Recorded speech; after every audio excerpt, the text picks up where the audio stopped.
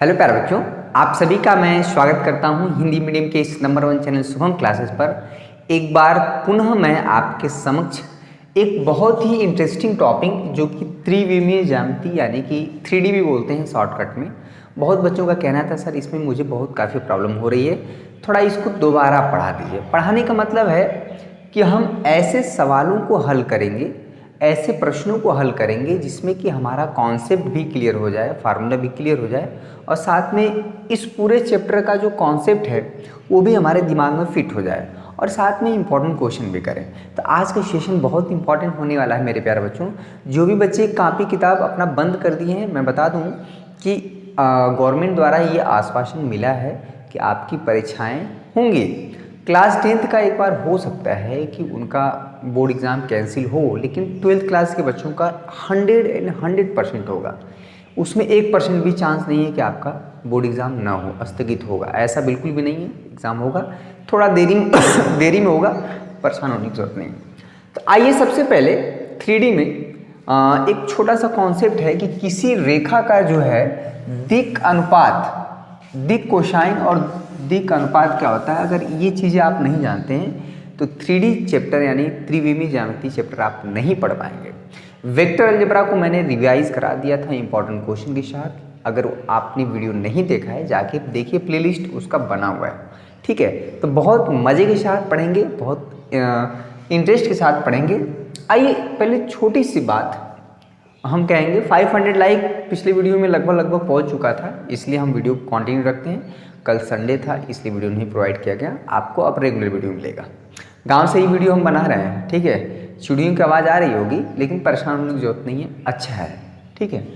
आइए शुरू करते हैं। छोटा सा कॉन्सेप्ट है उसको समझ लेते हैं, क्या है किसी रेखा का दिक् कोसाइन और दिक् अनुपात।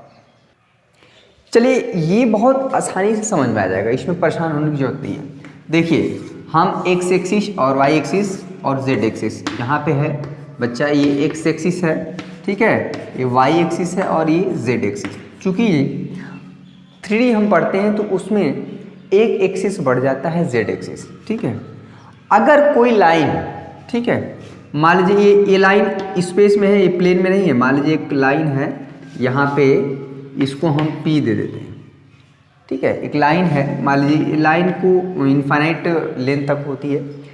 ये जो लाइन है बच्चा, ये इस प्लेन में नहीं है, ये स्पेस में है। देखिएगा, समझिएगा। जैसे आप सभी को पता है सभी एग्जाम कैंसिल और पोस्टपोन्ड हो रहे हैं और आपके स्कूल कोचिंग्स बंद है। तो ये जो फ्री टाइम आपको मिला है, अगर आप इसे सही से यूज़ करना चाहते हो तो आपके लिए सबसे बेस्ट ऑप्शन है, आप कोडिंग सीख सकते हो और ये कोडिंग आपको फ्यूचर में बहुत ही हेल्प करेगा। और सबसे इंपॉर्टेंट बात, अनअकैडमी आपके लिए लेकर आया है अनअकैडमी यंग कोडर, जिसपे आपको बेसिक लेवल से एडवांस लेवल तक सिखाया जाएगा और इंडिया के टॉप एजुकेटर आपको डिटेल बताएंगे। जितने भी स्टूडेंट देख रहे हैं, डिस्क्रिप्शन में आपको लिंक प्रोवाइड किया हो, उस लिंक पर क्लिक करके, और सबसे मोस्ट इंपॉर्टेंट बात है बिल्कुल लोवेस्ट प्राइस पे, और बहुत सारे क्लासेस आप बिल्कुल फ्री में भी अटेंड कर सकते हो, बेस्ट कोडिंग क्लासेस।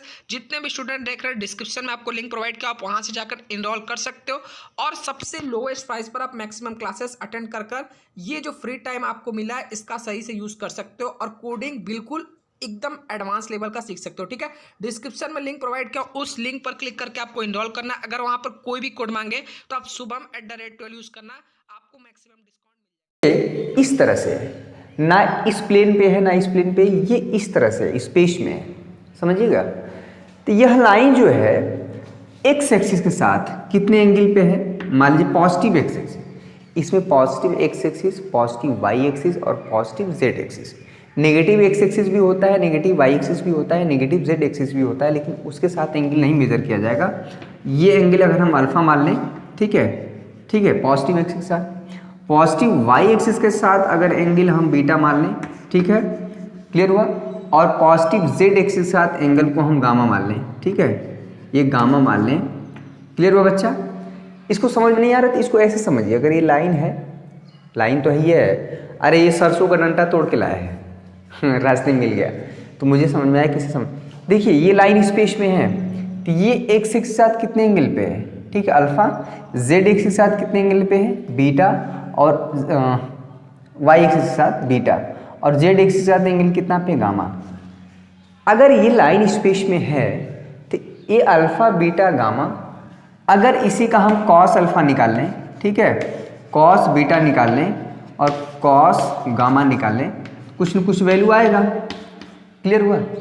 इसी को कहते हैं एल, इसी को कहते हैं एम, इसी को कहते हैं एन, और यही होता है इस लाइन का, ये जो लाइन ओपी है स्पेस में है, ठीक है, इस लाइन का कहलाता है दिक कोसाइन। ठीक है, यानी कॉस अल्फा, कॉस बीटा और कॉस गामा जो वैल्यू आएगा, यानी जिसको हम बाद में एल एम एन नाम से रिप्रेजेंट करेंगे। Cos alpha, cos beta, cos gamma बार बार लिखना ठीक नहीं होता है, बड़ा होता है। ठीक है, तो इसी को एल एम एन नाम दे दिया जाता है, और यही हमारा होता है इस रेखा, जो ये लाइन है ना, ये डॉटेड किए हैं, ठीक है, ये लाइन इसको एल नाम लीजिए क्योंकि स्पेस में है, इसका दिक कोसाइन, ठीक है, कहलाता है दिक कोसाइन। ध्यान दीजिएगा, कोसाइन, कोसाइन समझ में आए? कई बार 1 नंबर का सवाल भी पूछा है, कहता है कि एक लाइन जो है पॉजिटिव एक्स के साथ 30 डिग्री पे है, पॉजिटिव वाई एक्सिस के साथ जो है 45 डिग्री पे है, और पॉजिटिव जेड एक्स के साथ 90 डिग्री के कोण पे है, या 70-75 जो भी है, तो इस लाइन का दिक कोसाइन बताइए। ध्यान दीजिएगा, दिक कोसाइन की बात हो रही है, समझ में आ गया? तो cos alpha, cos beta, cos gamma, एक बड़ा ही अच्छा रिजल्ट मिलता है। L square plus M square plus N square equal to 1 होता है बच्चा। एक रिजल्ट आप इसको नोट कर लीजिए, यानी ये जो एल एम एन है, जो कि इस लाइन का दिक कोसाइन है, उनके स्क्वायर का सम हमेशा क्या होता है? 1। एल क्या होता है बच्चा? कॉस स्क्वायर अल्फा, ठीक है, कॉस स्क्वायर बीटा और कॉस स्क्वायर गामा, इन तीनों के स्क्वायर का सम हमेशा 1 होता है। ये चीज़ आप नोट कर लीजिए, ठीक है।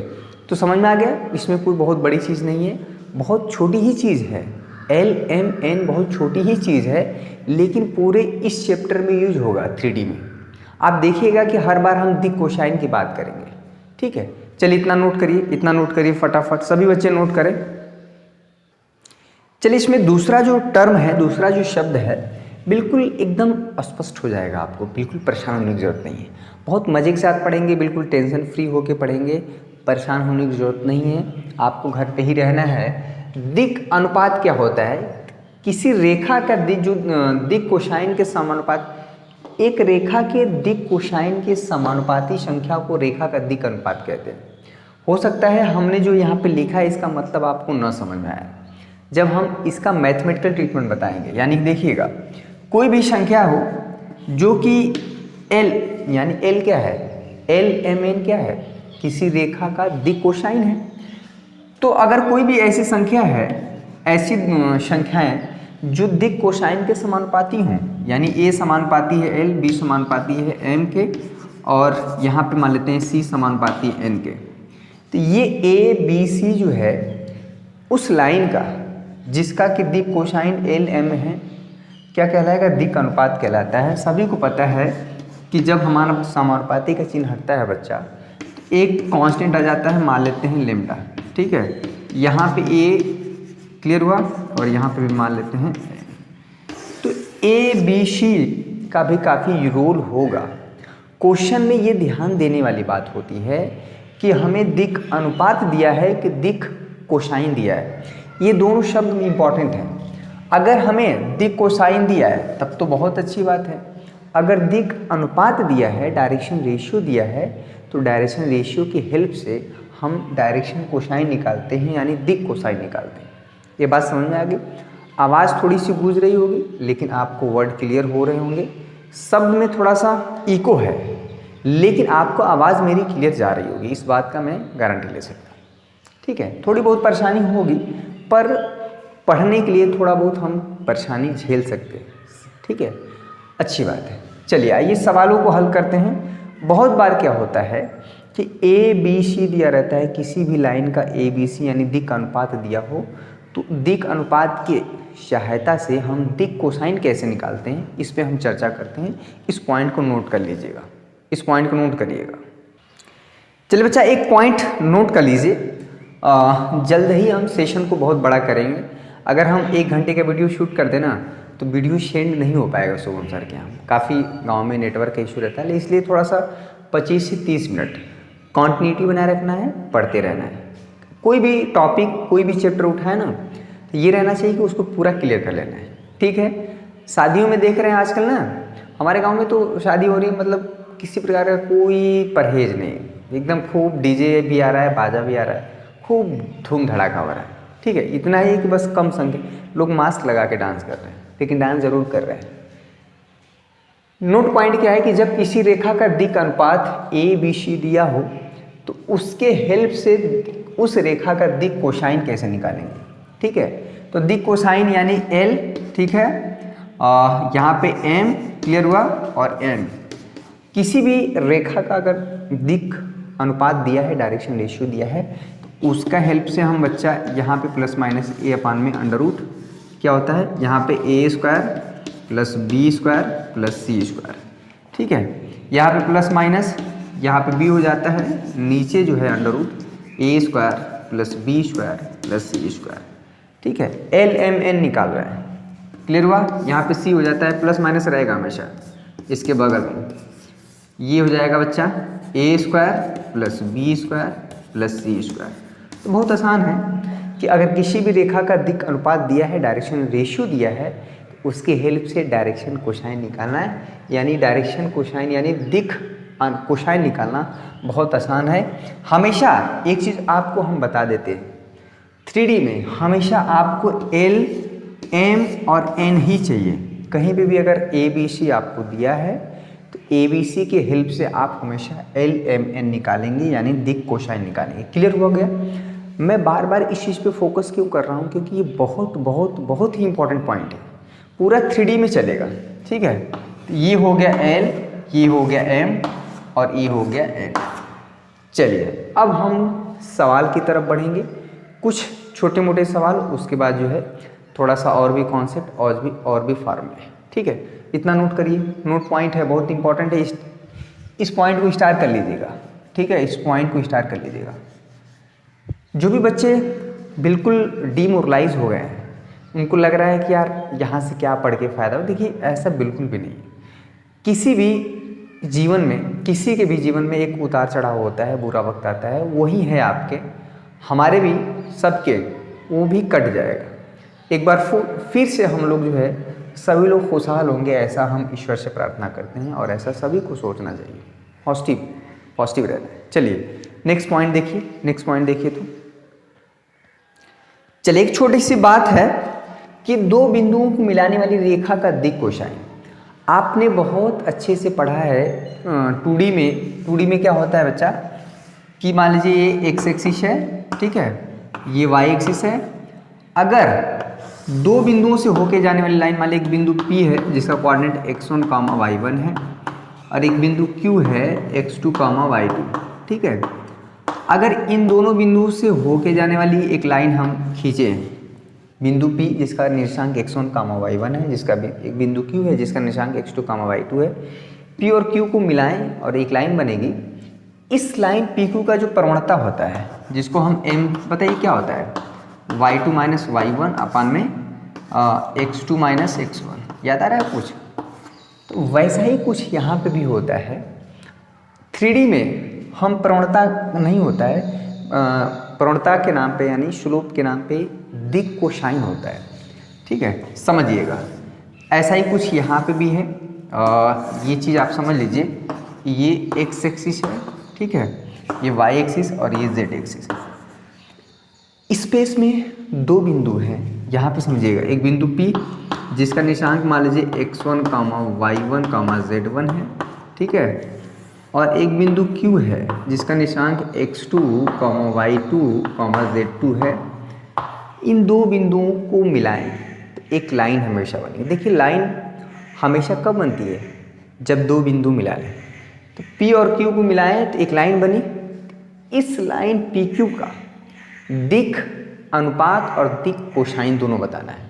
क्या बताना है? दिक्, ध्यान दीजिएगा शब्द दिक् अनुपात यानी डायरेक्शन रेशियो। जब डायरेक्शन रेशियो निकल जाएगा तो हम डायरेक्शन कोसाइन भी निकाल देंगे, दिक् कोसाइन भी निकाल देंगे। ठीक है, देखिए कैसे निकलेगा। ये जो लाइन PQ है, इस लाइन PQ का LM क्या होगा और ABC क्या होगा, समझ में आ गया? दो ही शब्द है इसमें, ABC यानी दिक् अनुपात और LMN दिक् कोसाइन। ठीक है, यहाँ पे जो A होगा वो हो जाता है बच्चा x2 माइनस x1। ठीक है, बहुत आसान है।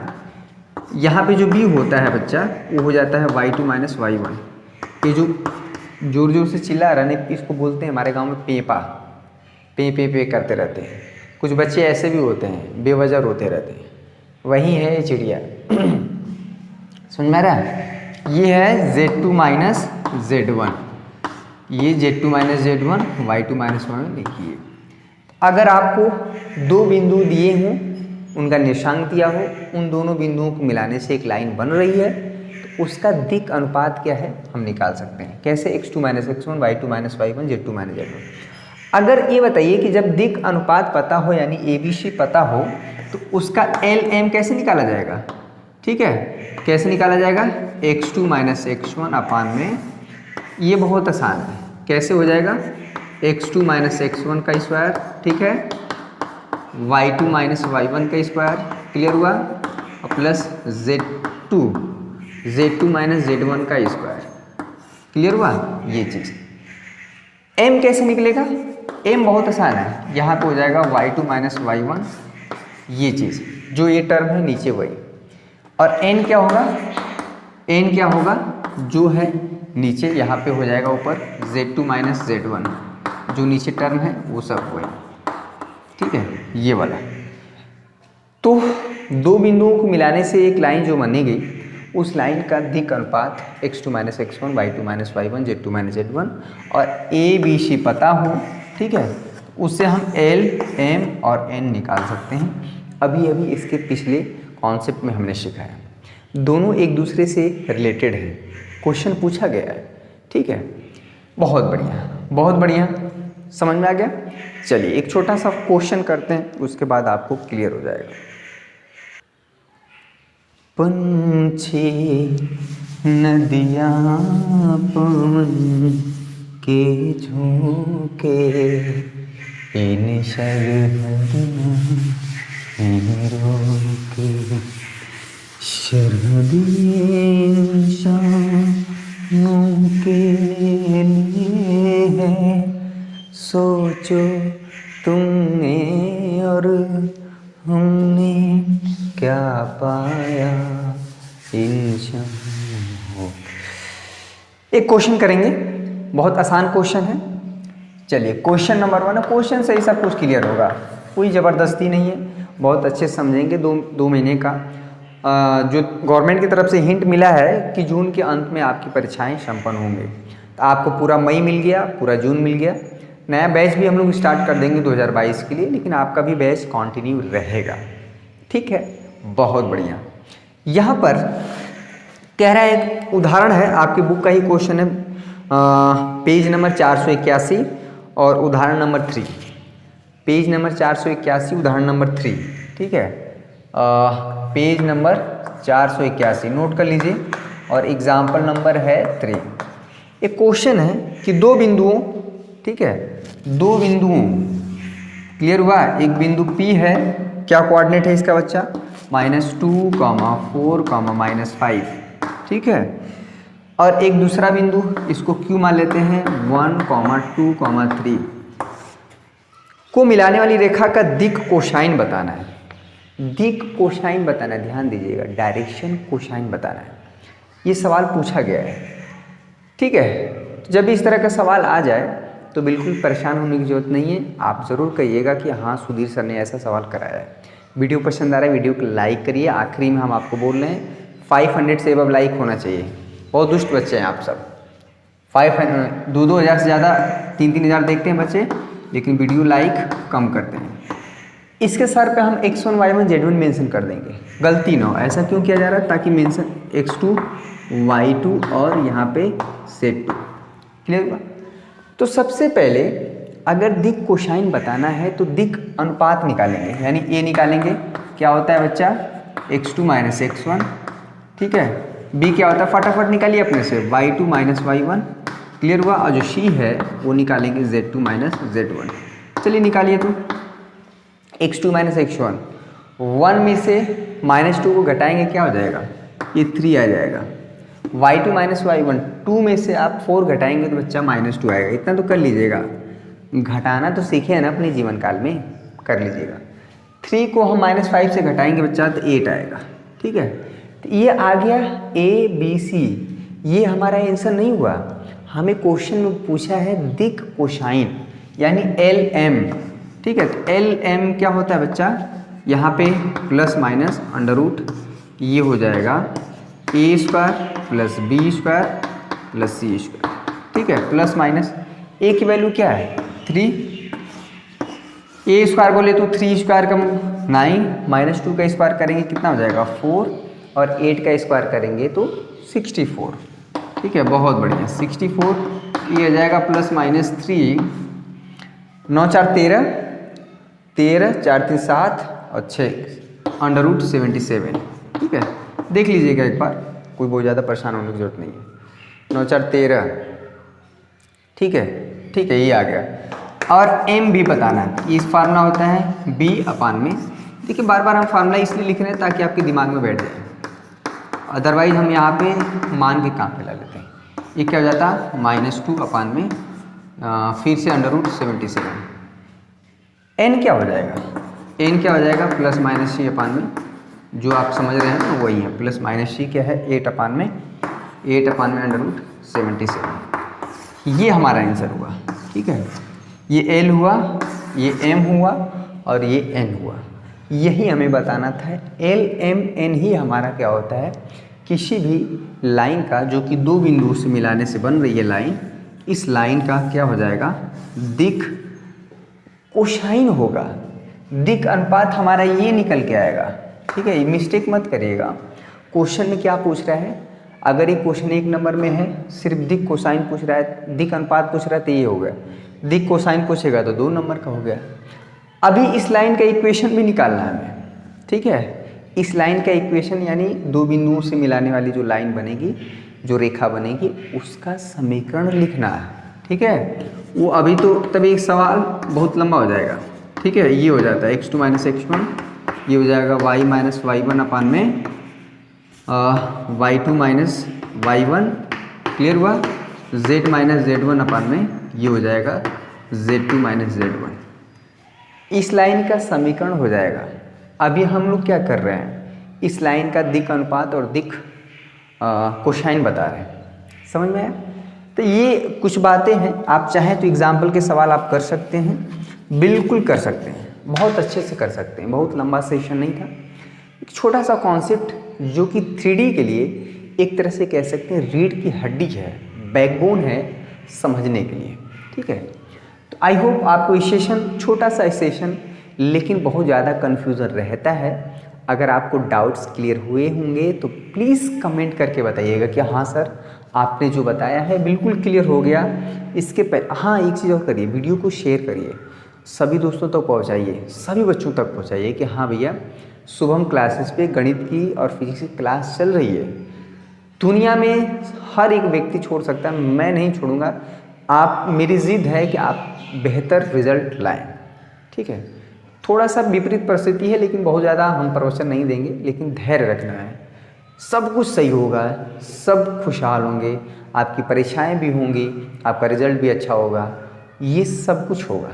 ठीक है, हो ही रही थी सब कुछ, क्लियर हुआ। और एक चीज़ और करना है, ठंडी चीज़ें नहीं खाना है। बहुत बच्चे इस समय देखते हैं गाँव में दही है, दही खा लेते हैं। फिर देखिए, इसलिए हम कह रहे हैं कि अगर सर्दी जुकाम बुखार हो रहा है ना, तो आजकल देख रहे हैं मेडिकल पे दवाएं भी नहीं मिल रही हैं।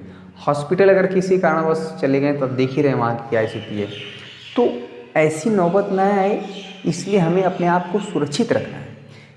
अगर हम बीमार भी होते हैं, हॉस्पिटल में इलाज हो जाता तो कोई बहुत ज़्यादा परेशानी नहीं होती। इलाज नहीं हो पा रहा है इसलिए लोग जो है बहुत ज़्यादा डेथ कर रहे हैं, तो इसलिए थोड़ा सा सचेत रहना है। गर्म पानी, सुबह उठते ही गर्म पानी पीजिए। मैं इसलिए कह रहा हूँ कि कोई नुकसान ना हो आपका, आपके परिवार में किसी भी सदस्य का। सुबह उठिए, गैस है तो गैस, चाहे चूल्हे पे तो चूल्हे पे गर्म पानी करिए, पीजिए। सोने से पहले रात में पीजिए, नॉर्मल पानी पीजिए, ठंडा बिल्कुल भी नहीं। मार्केट में जाए तो बिल्कुल ठंडा ना पिए। ये सारी चीज़ें अगर हम ध्यान रखेंगे तो हम बीमारी से बचे रहेंगे, और खुद को और खुद अपने पूरे परिवार को। ठीक है, तो आज के लिए बस इतना ही। कल हम कुछ बेहतरीन क्वेश्चन कराएंगे और आपका कॉन्सेप्ट बिल्कुल क्लियर हो जाएगा। ठीक है, जो इत्तू से भी अगर डाउट रहेगा तो क्लियर हो जाएगा। 2021 बोर्ड एग्ज़ाम आपको बेहतर परसेंटेज लाना है मैथ में, ये आप हमसे प्रॉमिस करिए।